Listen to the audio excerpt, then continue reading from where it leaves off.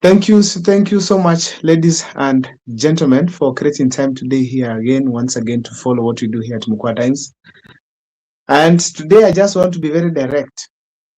Dr. Kemo Fred Matiang'i's people and Rigathi Gachagua have been exchanging words, especially this weekend. Ladies and gentlemen, what are the reasons as to why these people are attacking each other? Right now, as we speak, Dr. Kemo Fred Matiang'i is among the people who are complete when it comes to leading this country. Proper track record, well educated, and people can point out what he has done here and there. He has served in many dockets, and he has worked in at the local level, national and international as well. Dr. Kemo Fred Matiang'i has also proven to the people of Kenya that whenever he's given a certain docket to run, he can create a system. And right now, what we have as a country is a problem where most of the sectors of Kenya are not working, are not functioning well. So he's perceived as among the people who can be able to fix this country. That's Matiang'i. Rigathi Gachagua right now, he's holding the best or maybe the richest region, that is the Mount Kenya region. And is among the best orators who can be able to bring down President William Ruto. Rigathi Gachagua is very aggressive with a nice party, and also he has ensured that at least he has maintained the strength of the opposition. Somehow what Matiang'i lacks, Gachagua has it. Somehow what Gachagua lacks, Matiang'i has it.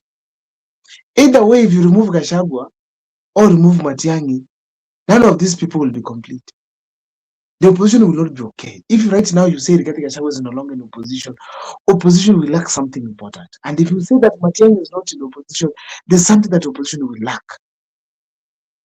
So therefore, these people, Matiang'i and Gachagua, are very important in the opposition. But now, unfortunately, these two people are fighting. One is telling the other, respect me. Numbers should not scare us, blackmail us. Another one is telling the other that you are a mole. You've been bought. They have sent their soldiers to attack each other. What could be happening? Why? Why have I developed this topic here today? In recent times, we had Justin Muturi attack Rigathi Gachagua over bullying. We also had Peter Munya, Lenny Kivuti from Embu. We had leaders from the Mount Kenya region stopping Rigathi Gachagua from intimidating them. But the moment those ones of Matiang'i spoke, attacks were directed to Matiang'i. While those ones from Mount Kenya, when they spoke, they were assumed. They were not called Mos like Matiang'i. What could be happening? What is the motive of these attacks? Ladies and gentlemen, for those who want to join us live here today, the number is 0740506234. My name is Abel Mukwa. Please, if you want to join us, just text me the word join on WhatsApp, and I'll be able to join you in so that you talk to me just like Oyaro is here today, so that we get to share, so that we get to see together what could be happening in the opposition. Let me prepare my computer here so that I receive the notifications from people who want to join us live today.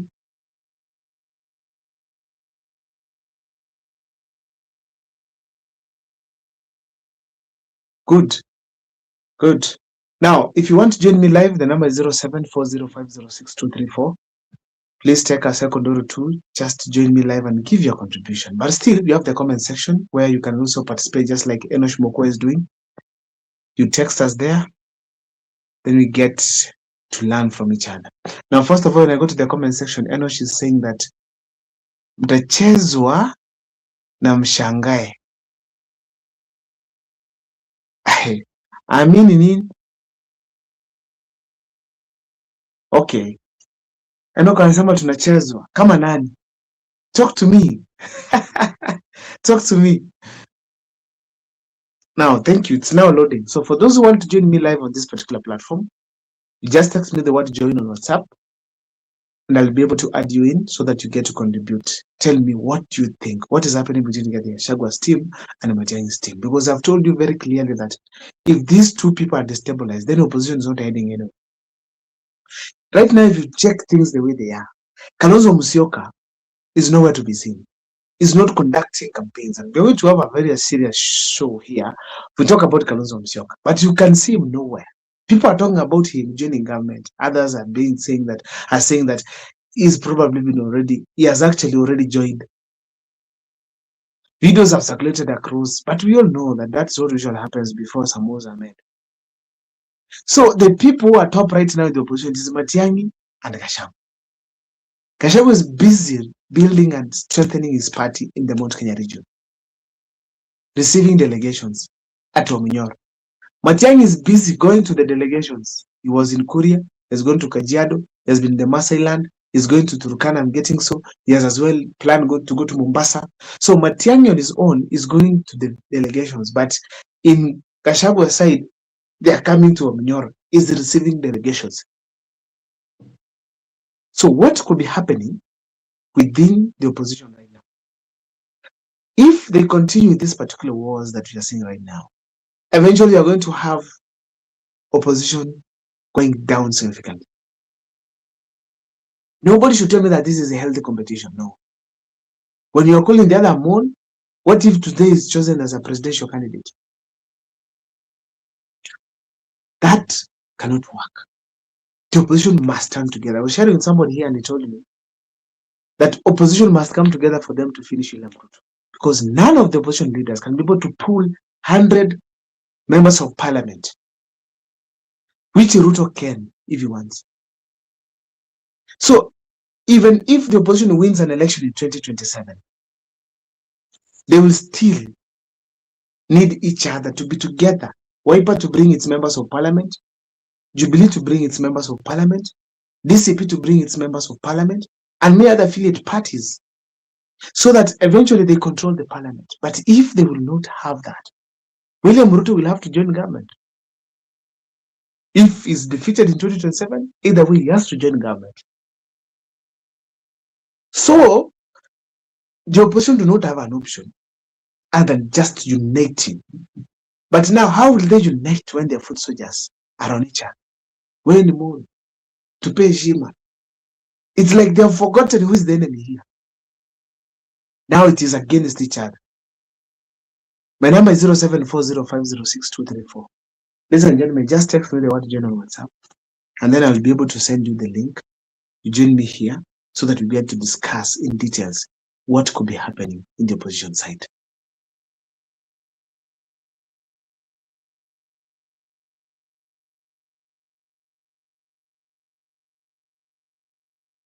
We expect the attacks to be prolonged if these politicians, the top principals, do not sit down and be able to share. We expect this, if it escalates, we expect that the opposition is going to lose a lot. A lot.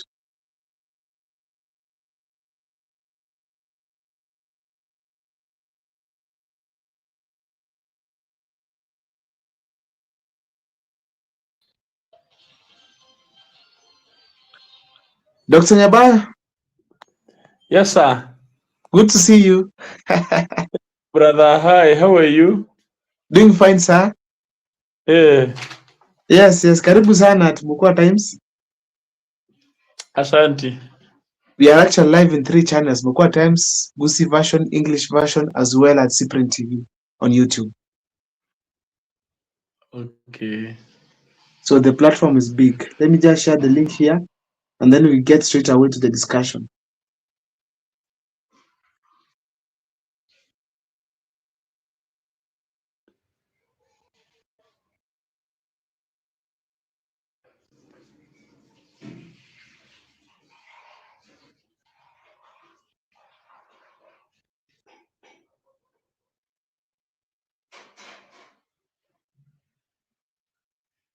Good. Now, thank you, sir. Thank you, sir, for joining us here today. It's always my pleasure. When you invite me, I always honor your invitation. Thank you so much. Actually, I was just preparing my laptop here so that I get to invite more people to come on board so that we have a serious discussion here on what could be happening in the opposition side. Meanwhile, kindly introduce yourself for people to know you before we get to the serious discussion of today. Yeah, go ahead with the introduction. Me or somebody? You. Oh, how many are we on the guest? They are coming, but so far we are two, me and you. But others are coming. I'm seeing them on the Okay. comment section. They're telling me they're coming. Oh, okay. Yes. You guys, I'm grateful from these hills of Gusii region. I'm Dr. Nyabayo from Bonchari constituency 001 2027. Mungu akitufanya tufike hapo, basi tuko kwa debe na tuko tayari kuchukua the mantle to another level. Kwenye Opole aliyewajia, unajua Opole is the only man who did great things. So we believe that we're gonna imitate and make sure that we follow his footsteps to great heights. So I'm urging every Bonchari voter to look forward and also gauge, analyze before he votes someone in. Tusifanye mchezo yenye tulifanya today. Nobody wants to speak about Dr. Onjoke, where he is, what he's doing, and which development is doing. Tusikae wale watu that we give tunakuwa sisi tunasindikisha watu once tumeingisha wao bungeni tunakaa against them. Watu wanapotea. We need to change and make things what is the yes. So Dr. Nyabayo, can you hear me? Can you hear me clearly? Mnanisikia? Tunakusikia. Wewe unatusikia vizuri?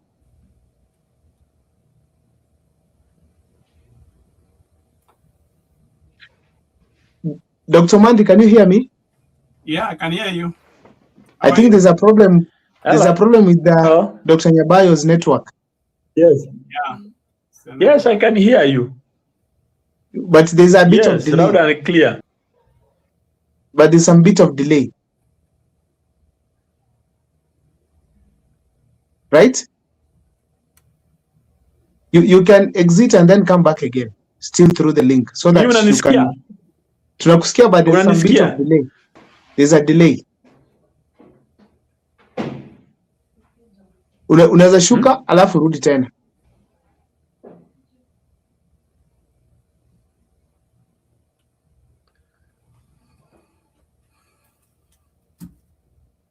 Thank you. Dr. Mandi, thank you so much for creating time to be here today once again. Yeah, how are you doing? I'm doing fine. How are you? Good. I won't be long. I have to run to an engagement, but no problem. Problem. Yeah. Let me go straight away and give you the chance actually to contribute to the topic of today, where we're asking ourselves what could be happening in the opposition side, where Matiang'i's people are attacking Gachagwa's team, and Gachagwa's team is as well attacking Matiang'i's team, calling him a mole. So what do you think is happening? Please share with us. What can you see? Where are we heading to? Number one, what I would say is a very appalling situation, for sure. And I have to say this. If really Rigathi Gachagua wants Ruto to go, he needs to tame his mouth. He needs to have everybody on board. And it's appalling, and I really don't support why Akin Onyonka, Akin Kibagendi were responding back. Silence could have been the best decision at the moment. And in any case, if they have really to work, they have to find a way of working. Even if they don't like one another, they have a common enemy. Otherwise, the Ruto camp is very happy with those sentiments going on. And indeed, I didn't see why the Matiang'i team was responding. And Munya raised very good questions. This was something about the mountain. And they also wanted their space, which I thought they had a right to do that. And they really don't have much to lose like Matiang'i could lose. So anyway, it is still far. But as I can tell you, in politics, there is no permanent friend or enemy. Only permanent interests exist. If they would have the same interest of removing Ruto from office, they would still come together. That's politics.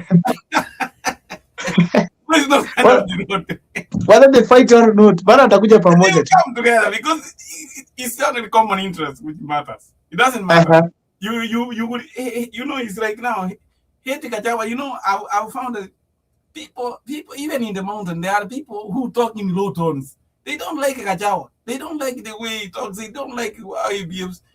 But they are happy how he's hammering Ruto. They love him because of interest. Interest. Interest is what matters. Yeah. So okay. So the supporters should cheer out. They should not enter into these petty squabbles. It doesn't matter. But one thing I've picked from it is that there was no need for Nyonka and Kibageni to respond. No need. And even Matiang'i could have told them no. And actually did at Kuria. It's like they ambushed him. No. He could have stopped there and say, no, you can't do that. You can't talk. That is a good person. We have a common enemy. Things like that. So he needs to do them. He needs, that's why we say sometimes politics, when you're running for a campaign, is an institution. You need to have sober advisors who advise you before you respond to things. You listen, they tell you, don't respond to that one. I wish they could have not responded. Yeah, sure. And the other thing I've picked from it is that in this war, this battle, or maybe this fight they're having between DCP and Jubilee, Matiang'i is the one to lose. Oh, yeah. Very, very. Is the one to lose. The thing is, and as I've alluded to saying, if you listen to one of my shows, I said, Gachagua is a double-edged sword.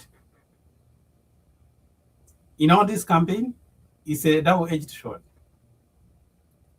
He can make Ruto a one-term president, and he can make him a two-term president, depending on how he behaves. Because if he says, okay, if he wants to go alone, the other people who are, Ruto, and I tell you, if there is a time Kenya has a very shrewd politician, a self-made politician, it is now. Ruto is a self-made politician. He has run many presidential campaigns. He knows he's waiting for the spillovers from these differences. So that is why he's smiling now. He's smiling at when he's seeing Gachagua doing that. So, in whatever they go, but there are some things I really, even in Gachagua talks too much. And he can be running to his own self-destruction. Gachagua. Gachagua also needs to be tamed. Because he doesn't look like he doesn't, he's a bully. It's true, as the other guys who are saying. He's a bully. You attack him, we will go for you. Now people get scared. It's like Trump here. In America here. If you attack Trump will come to you. Vile ulivyo. So regarding Gachagua, as we speak today, he should be feared. Hata akikuguza usimjibu. As a leader, when you really want to be a good leader, you have to attract other leaders. And let not people be scared of you. And that is what Gachagua is portraying, that hey, don't talk anything because it will come on you. That's not leadership too.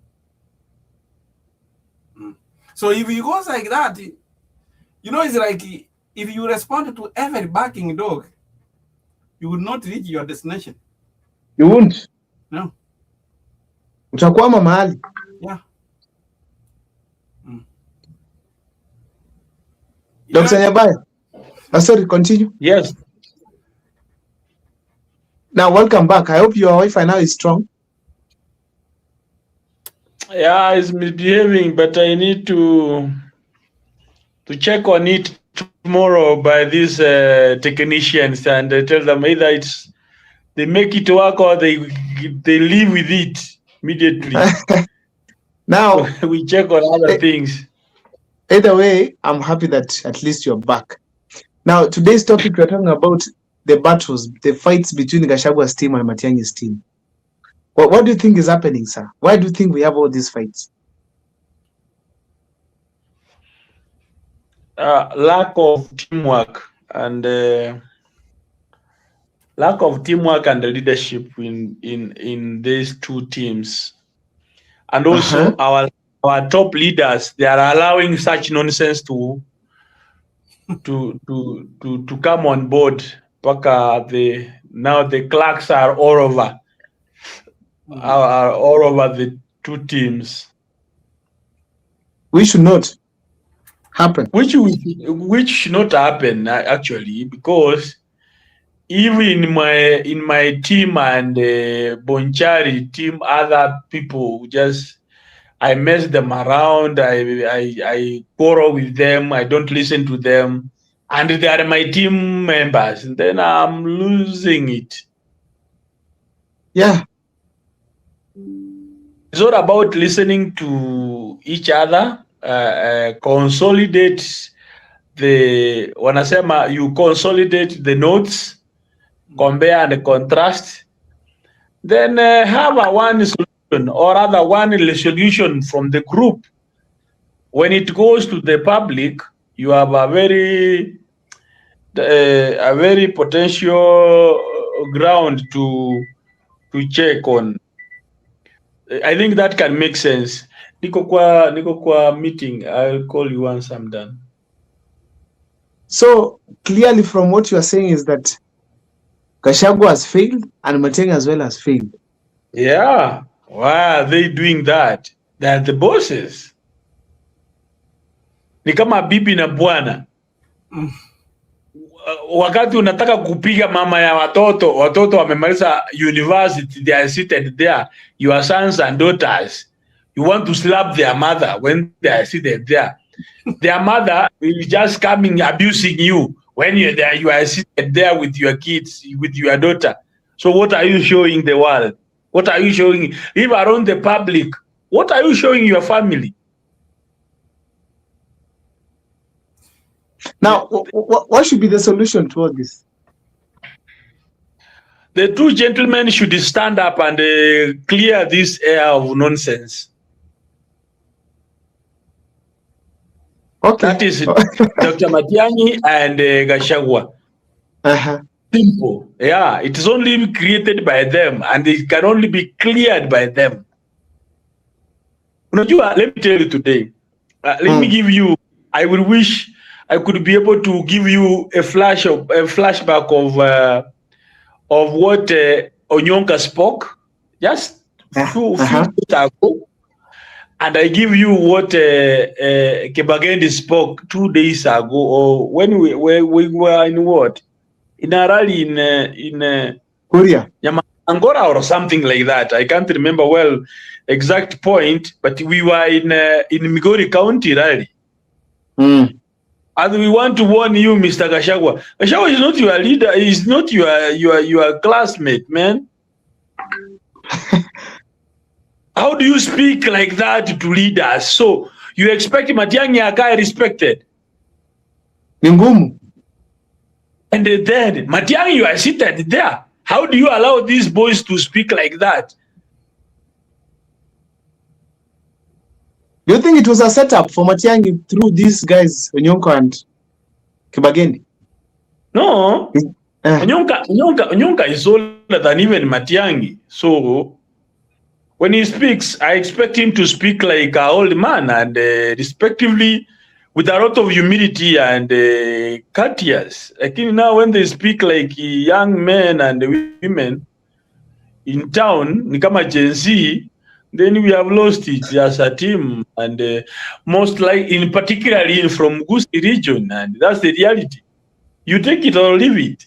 We are losing the track as Gusii region. Pero Moisio Mosini ni like now Sifuna comes with no party. He has popularized his name. I am Sifuna. He's now and he's now rotating in the country like Raila Odinga. Now, who are you, Matiang'i? You are losing it. Sifuna has no party, but look at the way he's making his steps. That's what Matiang'i could have done. That's what we expected. Sifuna today, if he goes to Kalenjin to kind of buy election there, Sifuna can make can win. That's a win argument. No, that's very true. Actually. So one thing we should do as leaders, me ningependa hivi, Matiang'i, he should retrace, fast track where he went wrong. It is not too late. He must fast track, make it right. Otherwise, it is going to be more worse. No, Luhya nation they were not bigger than us. They were more divided than us. Musalia Mudavadi was his own way. Tawe was doing his own things. Sifuna now has come with his own things. Atwoli is not a politician, but he has his own way. But now, Luhyas are looking more organized than Gusii region, where we had the very potential presidential candidate. But then it's true, Matiang'i has better numbers than Sifuna. Yes. Yeah, because 1.5 million intact. In Gusii, nobody was fighting Matiang'i at all. But in Luhya land, Tawe was doing his own things. Moses Wetangula his own things with his party. We have Moses Mudavadi with his own party. Wetangula his party. Sifuna now is coming with another party. Atwoli is coming with the entire condom of workers, and he's giving his own way, views, and people will follow him also. He has a say. So you see, in Luhya land, we are almost 5 people. Kila mtu akona njia zake. But in Gusii land, hakukuwa na mtu. It was only Matiang'i, which he had the biggest opportunity to rally everyone, every Kisii person to rally behind him. Are you insinuating that Gusii is broken now? It's also divided. Of course, it's broken. How? Matiang'i is intact in the Gusii region. Where? The entire Gusii region is Matiang'i. Then people are not being slapped in town if it's only Matiang'i. If we are being beaten, do you know, I was among the rally, the convoy. Unajua gari yangu iligongwa mawe. What are you trying to say? Gari yangu iligongwa mawe Keumbu. I was among among those people gari zao zilikuwa damaged. Gari yangu nimetengeneza zaidi ya 50,000 kwa kupita tu Keumbu. So what are we trying to say? We are losing it. How do we be beaten just in Keumbu? Ani unatupiga aje? What are we? Then here he comes. Matiang'i goes to the same funeral. Wanazika mwili. Wanasema mtu ashikwe. Today is almost a month plus. Nobody is investigating. Nobody has been brought into books. nobody is in the cell, nothing is going on. Then we say we are leaders. Where? Amuka, acha jokes. Dr. Mandi. Yeah. Wow. There is a time when we really need leadership. Ongeza sauti kidogo Dr. Mandi, at least this thing can at times we need leadership, and Matiang'i should go back to the drawing board. Yes, and it is not too late. My suggestion is he needs even to abandon Jubilee. I think he could have popularized the UPA, and see, and I want to show you one example how Sifuna. You remember when they started scandalizing Kalonzo Musyoka that he has gone to Ruto? What did Sifuna do? He went to Kalonzo. Huge statement that ended the story that Kalonzo. The UDA was trying to blackmail Kalonzo so that the other people should start throwing stones at him, so he can fall away to go. So I thought that is a very good approach. So approaching this politics, you have to tame the people who are your supporters, and they really needed to talk. Matiang'i needed to find the Gachagua and they talk. They iron some of these things out. Otherwise, if they go, this is united. Sifuna will be taking the thunder. He's probably taking the opposition. If we find that these guys are just squabbling, Kenyans will move on. We'll move on with the Linda Mwananchi movement and forget about them whining wherever they are. So, the statement from Dr. Nyabayo, that what I've just picked from your statement is that Gusii region, Matiang'i is not entirely in control.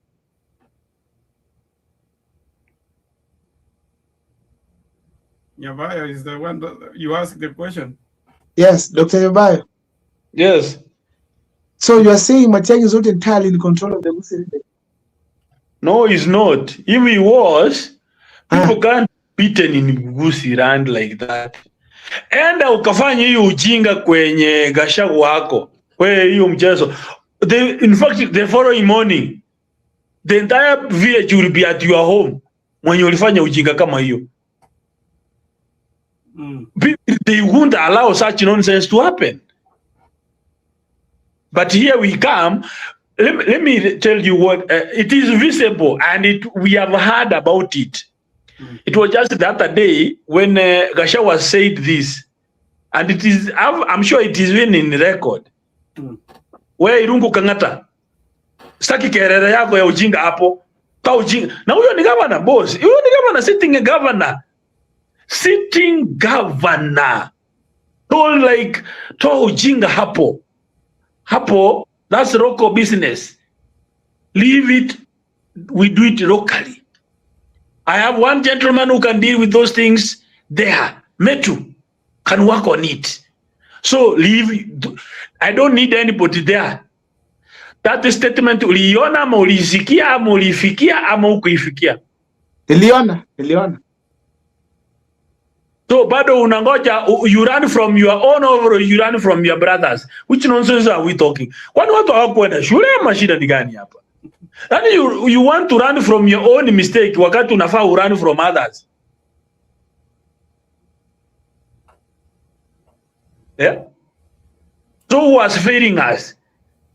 Gachagua akae kingpin kama Matiang'i wa Kisii. Tuone hiyo ujinga kama itaweza kuwa. Emeteru tu sira ki. So what should Matiang'i do? Let's start from there now. Matiang'i should wake up and be charisma on politics. He's not eloquent in politics. He thinks we are in a classroom where systems, hierarchy, and excuse me, sir, is followed. My friend, in politics, mtoto atakupiga slap. Isaita uamuke uchangamke ama usonge vile kutaenda. Nani Gachagua anasema ikikuja usiku tunairudisha usiku. Na kuogopi. Na afanye nini? Ulisikia vile wanasema? Wale sasa ndio alisema wakati Ruto anasema yeye ni fundi wa siasa. Yeye alijiita nani? Engineer. Engineer. You should learn things, bwana. You should learn things. Najua vitu tunafanya mchezo ndio inatuletea balaa. Then you are seated there. I don't know whether you go discuss, today we are going to speak this. Then you allow some very nonsensical, just I don't want to speak. Sitaki kuongea matope, but you allow idiots just speak when you are seated there, when it is right on your ears and your face that Gachagua has done ABCD. Whatever Gachagua is doing, it is just exactly what is required everywhere in Kenya. It is protecting him, 1. It's giving him a mandate, 2. It's giving him the the followers. If he couldn't do that, he couldn't be there where he is today. The same to Sifuna. So wewe unaanza kutusi watu wenye wako job, unaharibu kazi. Okay. Our young ladies here. Bella, it's good to see you once again. Good to see you. Thank you so much for creating time to be here. But before I give you the chance to speak, for those who are watching us from home, first of all, I really want to thank you so much because I'm seeing serious contributions at the comment section. Of course, I'll get to the comment section, read what you guys have written there. Meanwhile, as Dr. Nyabaya and Dr. Mandi pump knowledge here today. Now, Bella, the topic of the day the topic of the day is about the fights between Gachagua and Matiang'i. I started the show by telling people that these are two strong key figures within the opposition, whereby at least each one of them, whatever Gachagua is lacking, Matiang'i has it. Whatever Matiang'i is lacking, Gachagua has it. And these are the two serious, number 1 and 2, serious opposition leaders. Matiang'i is visiting delegations, as Gachagua is being visited by delegations. So, when they fight, what do you see as Bella? Okay, when I saw the first day when I had was it Kibagendi, the likes of Justin Muturi, the likes of Munya, I think this is something that has been going on for the longest time period, but nobody had the courage to say it, not even the principals, the strong principals within the opposition. So it is something that has been going. We all know Gachagua. Gachagua wants to be that, and okay, I can't fault him for that, but Gachagua is that man. Ule mwenye ni winner takes it all. Like he's that person in the opposition mwenye anataka, like he becomes the leader. So whenever you try to kukuja somewhere above him, he knocks you down. Unaona? So I think it is something like imekwanga what can I say, mkwaruzano imekwanga ongoing within the opposition. That's one thing I know. But sasa it was just an appropriate time and who to deliver that speech. Imekuwa siwezi sema ati imekuja tu happen overnight, no. And Gachagua who anawaambia ukweli, they don't have to be lazy. They have to come out, speak out, talk to the people.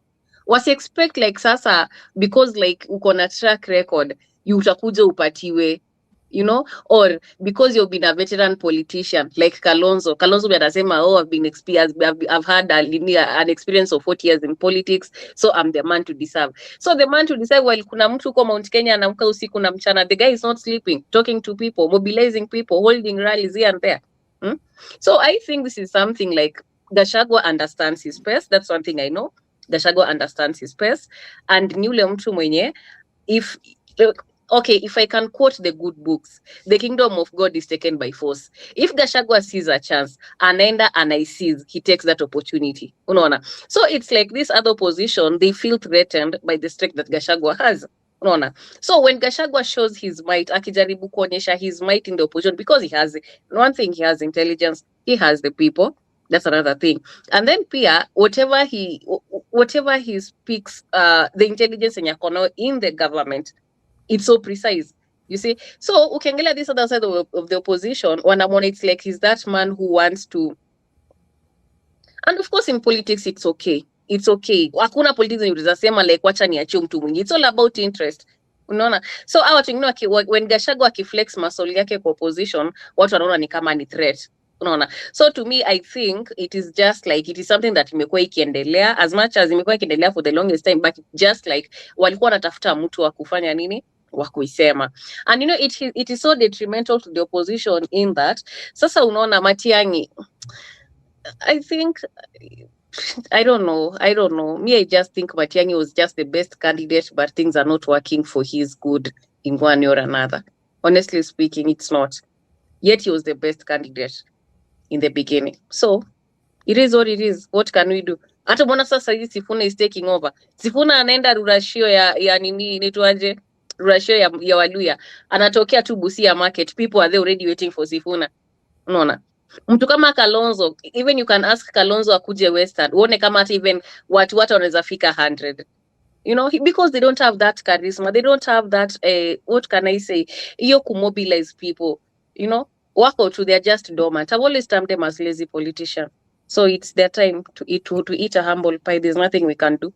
Hawezi bembelezo upatiwe chakula kwa mdomo. You cannot. So what should they do? Help them. Who? Matiang'i. So tutamsaidia aje? How can we help him? Abandon Jubilee because ni kama Jubilee ni mzigo. Awachane na Jubilee. Yeye hataki kusikia vile anafaa kusaidiwa nani Mukua, Mr. Mukua. Somebody is just unasikia moja alisema nguruwe inachikanga na mafuta yake. Sasa Matiang'i anachikanga na mafuta yake. Mi basata nilikuwa ninaona basa abandon Jubilee ingelinda mwananchi basi. As simple as that. Yeah? Mi nilikuwa naona abandon Jubilee basa ingelinda mwananchi. No. Matiang'i, for him, he should start with ile chama tu yenye iko na mbunge moja bungeni. Atafute pesa, aenda akae na Uhuru chini, atafute pesa kwanza.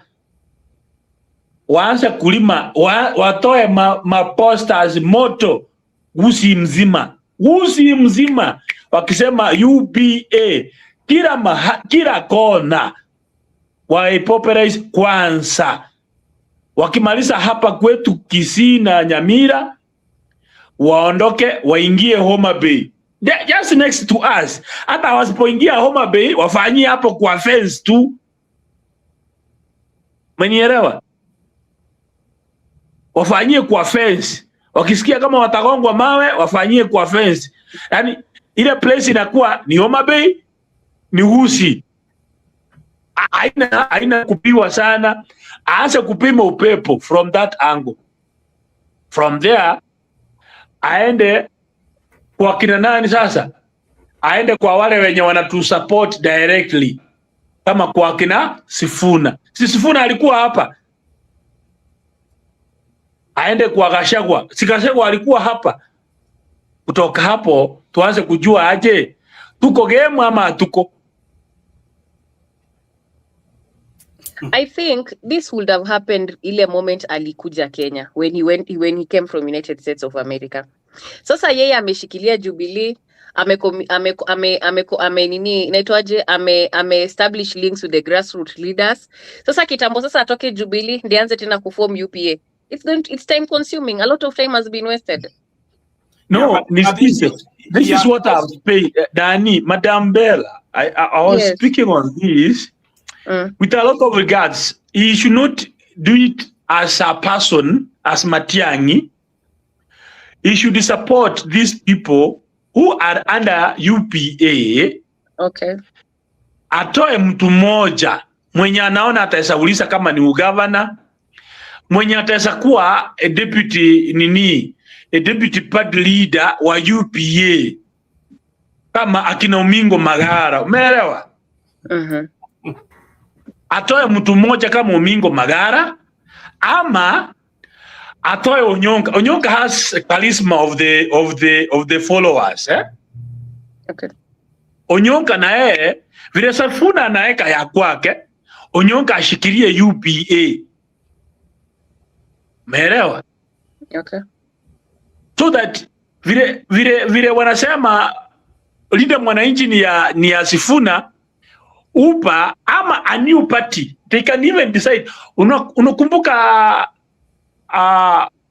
the ridiculous man, that man alikuwa anaitwa, that's my brother Nyambane. By the way, Nyambane alikuwa na party. Now that waliacha UPA ikarara, umeelewa? Yes. Waongea na Nyambane, wafufue Nyambane ako na mdomo. Nyambane, Onyonka na Magara, hao watatu. Na maybe Janet Ongera. Waanze kupeperize ni kama akinotiso nani Sifuna na wengine. Ososi vile wanafanya huko, na hawa wafanye pande hii. Wachukue chama yenye ijawahi menshoniwa mahali popote. Lakini UPA still has many MCS in Nyamira, and I think even the governor is under UPA. Ndio nasema sababu iliwacho ikaanguka. Ikaanguka iko. No. It. Let me tell you today. You allow once, unajua ni kama aje. Let me give you a very niambie Bella hapa. Bella ni dem. Bella nikuulize. Yes. Ukiacha jamaa sababu alikujibu vibaya the first date. Will you have the flourishing moments again even if he comes back? Yeah. Kuuliza tu. Ati akinijibu vibaya. It depends. Okay, alifanya akakufanya okay, let me use this. Alikufanya madharau. Okay. No. Thank you. Alikufanya madharau. Unajua walifanya UPA madharau. Yeah. That's number one. So okay. The best thing that can work is to get a new party completely yenye jaikuwa kwa meza. Waanze kusema it is coming up. It is coming up. Yani sasa hata Matiang'i aipatie moto. Ominga aipatie moto. Nani anaitwa aje? Onyonka waipatie moto. All leaders in Gusii waipatie nini? Moto. Umeelewa? Yes. Dr. Nyabayo, that can make sense. When you look at the entire operations of Matiang'i and the Jubilee Party, is the problem Matiang'i or the Jubilee Party itself? Boss, nimekuambia aje, hata nimetoka hapo saa hii. Once umefanywa madharau na demu wako, nikuulize Mokwa, ule demu wako unakujanga na yeye tukitembea shughuli zetu. Akufanya madharau. Na I knew girlfriend, yeye amefanya mwingine kwingine madharau, lakini wewe hujui hiyo maneno. At your face, she's very new, with new stuff, new looks. Her endearing looks will always attract you and make you even support her, make sure she's served well. Yani utakao unampatia haipa kila mahali, kweli? That is what Jubilee iliongoza. Jubilee ilipomoa nyumba za wenyewe. Jubilee ilifanya watu madharau. Iko wenye walilia, iko wenye hawataitaka, hata wende mbinguni urudi kiwa sawa. It can't work. Forget about it. Actually, Dr. Nyabayo umesema ukweli kabisa. Yeah. Once you lose the test of whatever is required, nimekuambia aje, ni sawa na sisi vile tunakuanga hizi wanaume ama wanawake vile tunakatiananga. This same man alifanya ule demu madharau. This one alifanywa madharau na huyu. Lakini hao wenye hawajafanyana madharau wakikutana, they will have a sparkling relationship, a wonderful one. Lakini sababu nyinyi mlifanya madharau, hata ukiwa mzuri aje, hata ukanunua ndege, hakuna vile itakuwa. You can have everything but it can't work. All right? Yeah, but now my problem is, sasa saizi, it's like somebody either in Jubilee or within the Matiang'i's team alilala darasa. You can see like right now, Linda Mwananchi has taken over. So if you can imagine, if Matiang'i comes up with a new party completely, na inchi yote imeshika sisi ndio Sifuna. Sifuna has already taken over, No. Sifuna may take over very well in Western. That's okay. Very much. Not Western Sifuna alone. has taken. Not Western alone. Let me tell you, between sasa nikuulize, okay. Si Western kuwaka na chama ya Musalia Mudavadi. Yes, and see of which akaifunga akajoin UDA, right? Si Ford Kenya ilikuwa na chama. We have Ford Kenya. Ford Kenya right now iko kwa nini inaitwaje? Iko kwa ICU or HD. Let's say HD, okay, High Dependency but it is a party called it something like that. Okay. Si tuko na Tawe. Yes, Tawe it's a movement, it's not a party. It's a movement like Linda Mwananchi. Yes. Lakini sasa Tawe imerudi chini. Linda Mwananchi imeshuka juu. But now, I hail from Western and I understand the politics about Tawe and Linda Mwananchi. In the beginning, it was Natembea. Natembea ndiye alikuwa fronted sana. That time Sifuna alikuwa bado kwa ODM. So, with this Tawe movement, Nani was likely to be proposed to be the person now who is going to the highest level, no, national. That was Natembea. Now here comes a time where Sifuna now amekuwa impeached, amewin hearts ya watu. So Natembea just being that elder brother, mwenye hayuko jealous, who sees a brother amemzidi kwa umaarufu, amemzidi kwa popularity. So what does he do?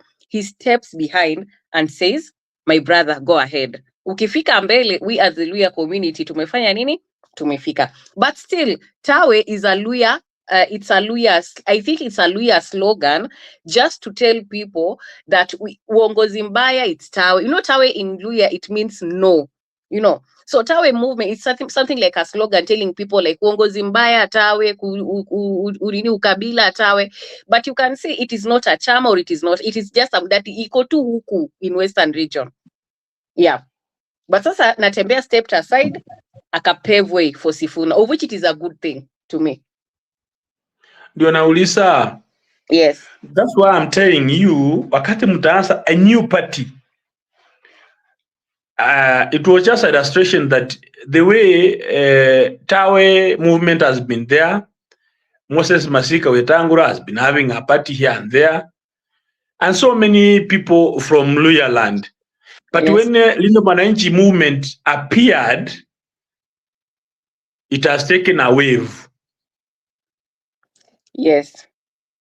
So the best we could have done as Kisii and the Kisii region, to start a new party yenye haijakuwa, or hata kama ilikuwa, wacha nikuambie, kunako tuko na tule two very small parties, tumekuwa lakini hatujaikaa na nguvu. Wacha wanaichukua China moja from that party, wanaongeza na sasa hii kama ilikuwa Linda Mwananchi, sasa hii Linda Mali. Something like that. I'm only giving example. Okay. Sasa itakuwa from Luya land, wewe Linda Mwananchi. From Gusii land, sasa tulinde mali yetu. Umeelewa kweli? And it will be a movement that can swap to another level. Maybe in Gusii region.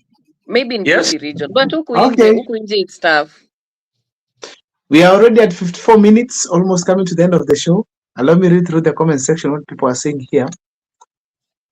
But before I go through the comment section, Bella, when you look at in terms of numbers, Matiang'i has more numbers than Sifuna. Do you believe that, Bella? I know you will tell me Luyas are always divided. That's what you're going to tell me. So we can never. I know. It has always been a narrative. I know. So Dr. Nyabayo is trying to indicate that kila mtu anaenda na zake. So the only and Matiang'i is the only top guy. Anyway, let me read the comment section. People are saying the problem is the party, not the problem is not the party. And then we have someone like Risk is saying that Matiang'i only has 6% of the national vote. Kisii numbers. Gachagua has 27%. Mount Kenya block. Who should be respecting the other? Matiang'i awache mchezo. Let him take a minister position and wait for 2032. Kwani 2032 tutakaa tumesaana excess? Wacha ujinga. Style, which nonsense are you speaking? Speak like someone who is having some blame in him. Wait. Moja, 2032 tutaongezeka mara 3 ama which nonsense are you speaking? Where? Jaimwa is saying that the focus is one and simple. Ruto must go. Now that's the narrative. Whoever takes Ruto home, if kama Sifuna atatusaidia, vile alikuwa anasema tu, kama Sifuna ndiye atatusaidia kutuma hii mzee nyumbani, we are okay. Yani kwanza mzee aende nyumbani, then tutachipanga vile tutaongoza serikali. John Japs is saying that Matiang'i tosha.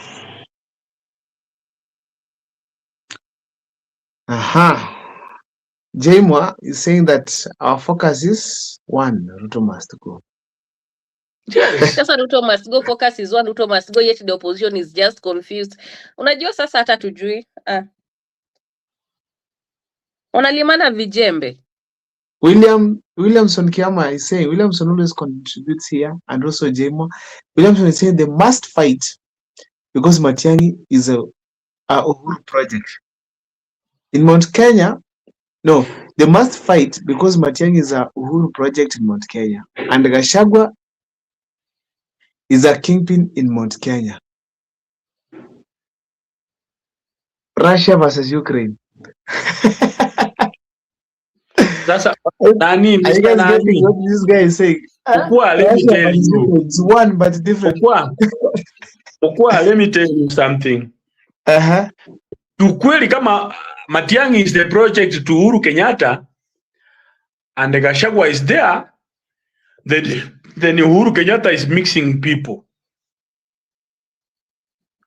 Uhuru Kenyatta is messing up the country. He should go and retire if that's the case. If he was supposed to give Matiang'i, rather to make Matiang'i a project, he could have made him a project from Kisii land. Atoe chama vile ametoa Sifuna, atoe Matiang'i the same, Gachagua atokeleze the same, na mwingine atokeleze kutoka coast, wote wakuje pamoja, waweke ballot, waseme mwenye atachukua number 1 is the next presidential candidate. So sisi wote wenye tulichagua number 2, 3, we agree, or rather they can sit also and give factual facts why we need to give this one than this one. Still is okay. It's kind of pata potea. But you cannot make a kingpin from Gusii to make him a kingpin in Mount Kenya. Wewe unasikia vitu za ujinga kama hizo wapi? Now, ama aje Bera. David Siocha is saying that utoke Kisii uende Mount Kenya. Wewe uko serious kweli? It is not only uniting, let everybody bring track record. That is David speaking. Bela leo David ametuangalia hivi sasa. Ndio nashangaa. David, join bwana. David is a very funny guy. Leo zimeshika. Leo zake zimeshika. Rose Mwangi is saying, Matiang'i feels. Oh, what is she saying?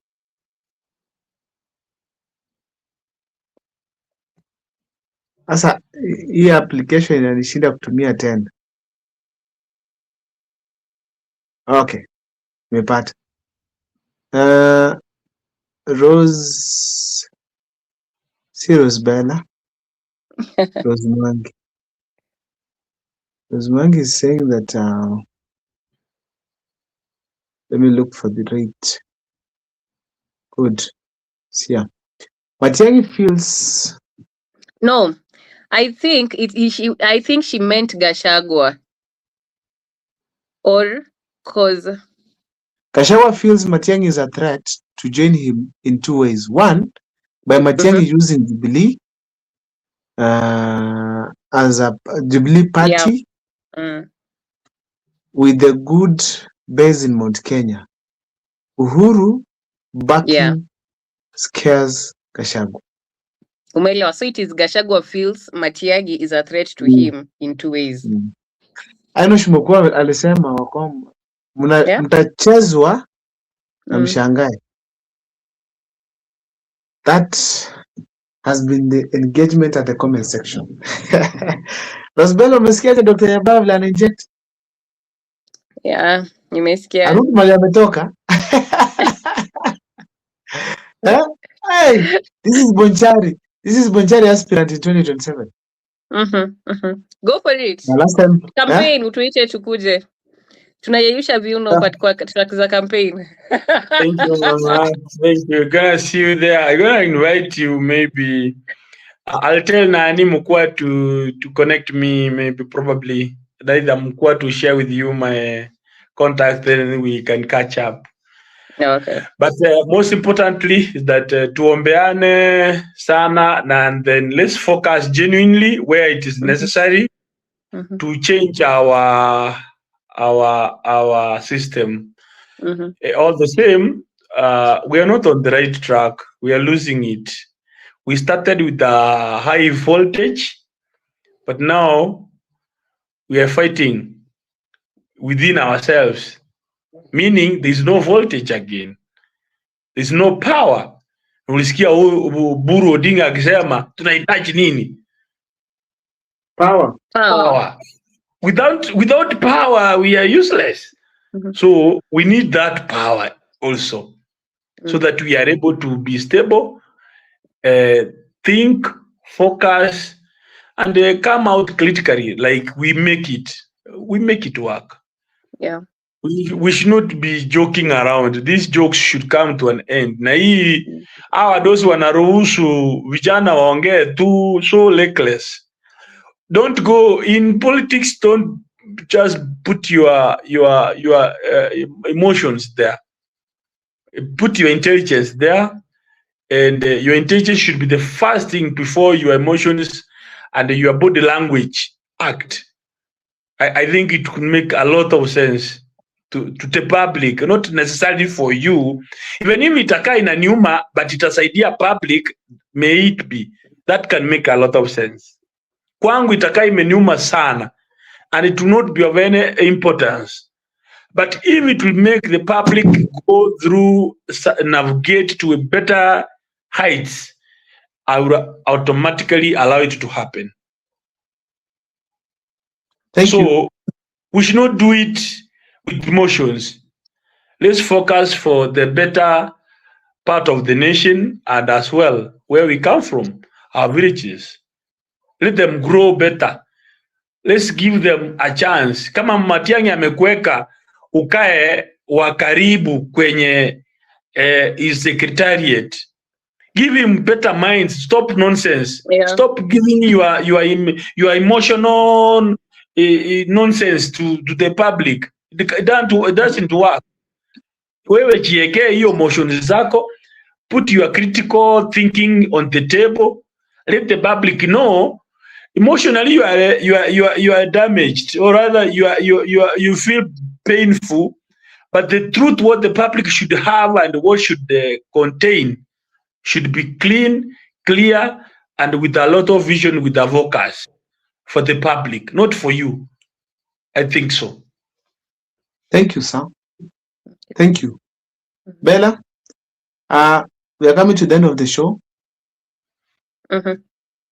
And also the last one, I want to urge all people of Bonchari to consider giving me a job for them to enjoy the great fruits of a new term in town.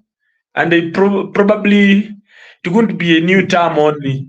It would be maybe up to fourth form, rather fourth term in my office, in my tenure, because I'm sure I'll change Bonchari to be Kiaru constituency in this republic. I'm sure it will fit, even if it can't fit me as Jeffrey, but it can fit the Bonchari people beyond measure, beyond doubt, that they should bank on me. All the best, Mheshimiwa. Thanks. All the best. Yeah. Cha Mungu Thank you, akusaidia. Bella. Ukishakuwa MP bana, shika simu. No, I always check your phones without hata unless uniambie ujinga, hiyo nitakwambia hiyo ujinga sitaki, wacha hiyo ujinga kabisa, usinipigie simu. That's me. I don't say no to anybody. Hata ule mwenye ananiombanga nataka unisaidie pesa ya kukula, si niko na njaa. Akisema ako na watoto wako njaa, then we can think of. Akisema ataka kunywa pombe, na mwambie ache hiyo ujinga yako, ambia mama yako kutumia pesa ya pombe chinga. It depends on whatever you tell me on the phone, but the phone I'll pick. Ukini flash, I'll call you back. But don't tell me nonsense. Unataka pesa ya kwenda kunywa pombe. Lakini ukiniambia mtoto wako ulienda kazi, ukupata kazi, ukuna njaa, fine. Now that makes sense. That makes sense to the public. You can assist possibly where you can. I will flash you. I guarantee you that. For those who are watching us from home, today we've had a huge audience. I want to thank you so much, ladies and gentlemen watching us from home. Thank you so much for those who are in the comment section for your great contributions. Please, let's meet here tomorrow once again, same time, same place, with the same or more people in the panel. Thank you so much, Dr. Nyabayo and Bella. See you tomorrow. See you tomorrow. Bye. Thank you so much, Mokua and Bella. Thank you so much, guys, for the great contribution. And I want to see you guys taking charge in the new leadership. That's my hope. Young people, let them take charge of the leadership, because that's when we can change our system from old ways to new, better, great ways. Thank you so much. Cheers tomorrow. Thank you so much. Thank you. Thank you.